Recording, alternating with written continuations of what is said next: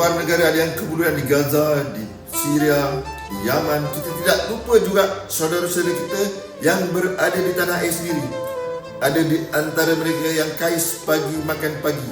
Di waktu kita iftar, kita disediakan dengan juadah yang pelbagai, yang melimpah ruah, tetapi sebagai mereka terpaksa makan mie segera untuk berbuka puasa.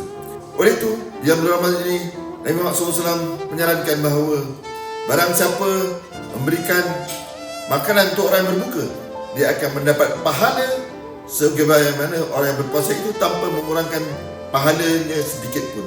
Ayuh saudara-saudara sekalian, kita ambil manfaat dengan kita berbuat amal secara pintar. Dengan satu saja kita beri makanan, kita akan dapat pahala puasa berganda-ganda. Kami menyasarkan RM500,000 untuk menyediakan iftar kepada sahabat-sahabat atau saudara-saudara kita yang memerlukan di dalam tanah air kita sendiri. Ayuh bersama Muslimkan Malaysia, ingat sekali lagi, ingat Muslimkan Malaysia.